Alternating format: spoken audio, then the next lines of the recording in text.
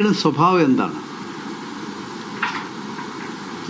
എവിടെയാണ് പരാതി ആദ്യം കൊടുത്തത്? ഇപ്പം ഞാൻ ചാനലിൽ നിന്ന് കിട്ടിയിരിക്കുന്ന വാർത്തയനുസരിച്ച് പരാതി ആദ്യം കൊടുത്തത് മുഖ്യമന്ത്രിയുടെ ഓഫീസിലാണ്. മുഖ്യമന്ത്രിയുടെ ഓഫീസ് പോലീസ് സ്റ്റേഷനാണോ? മുഖ്യമന്ത്രിക്ക് DGPയുടെ പവറുണ്ടോ? സർക്കിൾ ഇൻസ്പെക്ടറുടെ പവറുണ്ടോ? അത് അവിടെ അനുഭവസ്ഥരായ ആളുകളുള്ളതിൻ്റെ പേരിലാണോ അവിടെ കൊണ്ടു കൊടുത്തത്? അനുഭവ സമ്പത്തുള്ള ആളുകൾ അവിടെ ഇരിക്കുന്നതുകൊണ്ടാണോ കൊണ്ടു കൊടുത്തത്? അതറിയണ്ടേ? ആ നടപടികൾ അറിയിച്ചിട്ടല്ലേ നമുക്ക് അടുത്ത നടപടിയിലേക്ക് പോകാൻ പറ്റൂ. സാധാരണ മുഖ്യമന്ത്രി ആഭ്യന്തരമന്ത്രി കൂടിയാണ് അദ്ദേഹം. ഈ പരാതി പോലീസിന് ഫോർവേഡ് ചെയ്ത് അങ്ങനെ രാജ്യത്തുള്ള എല്ലാ ആ പരാതിയുള്ള മുഴുവൻ ആളുകളും ആദ്യം മുഖ്യമന്ത്രിയെ കണ്ടിട്ടാണോ പരാതി കൊടുക്കുന്നത്? അങ്ങനെയല്ലേ? മുൻപും പല ഇതുപോലെ യുവതികൾക്കെതിരെയുള്ള അതിക്രമത്തിലൊക്കെ അവർ മുഖ്യമന്ത്രിക്ക് പരാതി കൊടുക്കുകയും അങ്ങനെ കൊടുത്ത വേറൊരു യുവതിയുടെ പേര് നിങ്ങൾ പറ. മുഖ്യമന്ത്രിക്ക് ധാരാളം പരാതികൾ മുൻപ് പോലീസ് ഇതുവരെ കിട്ടിയിട്ടുണ്ടല്ലോ. അല്ല, എനിക്കറിയത്തില്ല. എനിക്കറിയാവുന്ന ഇപ്പോൾ മുമ്പൊരു പരാതി ഉണ്ടായിരുന്നു. സോളാർ കേസുമായി ബന്ധപ്പെട്ട ഒരു സ്ത്രീയുടെ പരാതി അവിടെ വന്ന് മുഖ്യമന്ത്രി നേരിട്ട് സ്വീകരിച്ച് അത് കൊടുത്തതായിട്ട് കണ്ടിട്ടുണ്ട്. ഇപ്പോഴിങ്ങനെ പരസ്യമായിട്ട് വന്നത്, രഹസ്യമായിട്ട് എന്തെല്ലാം നടന്നിട്ടുണ്ടെന്ന് എനിക്കറിഞ്ഞുകൂടാ. അവിടെ വേടന്റെ കേസിൽ മുഖ്യമന്ത്രിക്കായിരുന്നല്ലോ പരാതി അയച്ചത്. പരാതിക്കാരി മുഖ്യമന്ത്രിക്ക് നേരിട്ടാണ് പരാതി അയച്ചത് ആയിരിക്കും. ഞാൻ മുഖ്യമന്ത്രിയുടെ ഓഫീസ് ഒരു പോലീസ് സ്റ്റേഷനാണ് എന്ന് ഞാൻ അറിയുന്നത് ആദ്യമായിട്ടാണ്. മുഖ്യമന്ത്രിക്ക് നിവേദനം കിട്ടും, അതാദ്യം അവിടെയല്ലല്ലോ എത്തേണ്ടത്.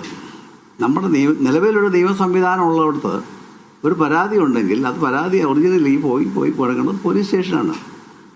പരാതിയുള്ള ആളുകൾ ജീവിക്കുന്ന, താമസിക്കുന്ന, അല്ലെങ്കിൽ ഒഫൻസ് നടന്നു എന്ന് പറയുന്ന പരിധിക്കുള്ള പോലീസ് സ്റ്റേഷനിലാണ് വരേണ്ടത്. ഇതിലെന്തെങ്കിലും അസ്വാഭാവികത ഉണ്ടോ? ഓൾ ത്രൂ അതല്ലേ.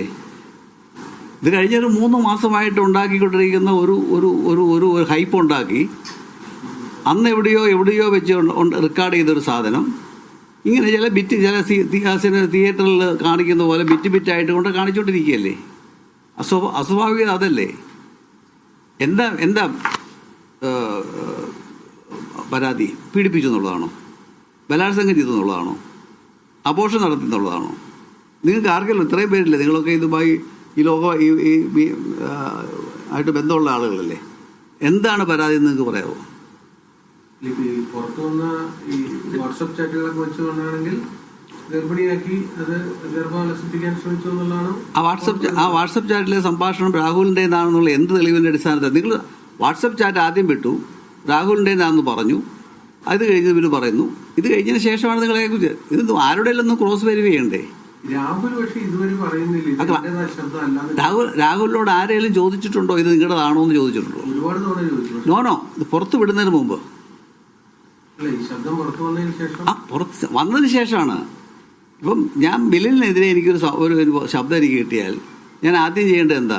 ബില്ലിനെ കുറിച്ച് ഇങ്ങനൊരു വാർത്തയുണ്ട്, അതാണോ എന്ന് ചോദിച്ചിട്ടല്ലേ പറയേണ്ടത്. അതല്ലേ ഒരു സാമാന്യ നീതി എന്ന് പറയുന്നത്. നാടകം തന്നെ. ഇതിപ്പം ഒരു ഗവൺമെന്റിനെ സംബന്ധിച്ചിടത്തോളം ഗവൺമെന്റിനെ ഫേസ് ചെയ്യാൻ വയ്യാത്ത പൊളിറ്റിക്കലായിട്ടുള്ള ഒരു സംഭവം ഡെവലപ്പ് ചെയ്ത് വന്നിരിക്കുന്നു. ശബരിമല സ്വർണ്ണ മോഷണവുമായി ബന്ധപ്പെട്ടിട്ടുള്ള കാര്യങ്ങൾ വന്നിരിക്കുന്നു. പാർട്ടിയുടെ ഉത്തരവാദിത്തപ്പെട്ട ആളുകളെ പ്രതികളാക്കി അറസ്റ്റ് ചെയ്ത് ജനമധ്യത്തിൽ ഇറങ്ങാൻ വയ്യാത്ത ഒരവസ്ഥയിൽ ഒരു ലോക്കൽ ബോഡി ഇലക്ഷൻ വന്നിരിക്കുന്ന സാഹചര്യത്തിൽ വന്നിരിക്കുന്നു. അപ്പോൾ ജനശ്രദ്ധ സ്ഥിരീകരിക്കാൻ എന്തെങ്കിലും ഒരു മസാല വേണം. ആ മസാലയ്ക്ക് ഒരു മാധ്യമ സ്ഥാപനത്തിൻ്റെ ആളിൻ്റെ സഹായത്തോടു കൂടി നടത്തുന്ന നാടകമായിട്ട് മാത്രമേ ഇതിനെ കാണാൻ കഴിയുള്ളൂ എന്നാണ് രാഹുൽ എന്നോട് പറഞ്ഞത്. ഞാൻ അതിനെക്കുറിച്ച് ചോദിക്കേണ്ട സമയമായിട്ടില്ല എനിക്ക്. രാഹുൽ എന്നെ വിളിച്ചപ്പോൾ ഞാൻ ചോദിച്ചപ്പോൾ എന്നോട് പറഞ്ഞ കാര്യം ഞാൻ പറഞ്ഞു. മുഖ്യമന്ത്രിയുടെ അടുത്ത് നേരിട്ട് കൊണ്ട് പരാതി കൊടുക്കുന്നതിന് മാത്രമുള്ള രാജ്യത്ത് എത്രയോ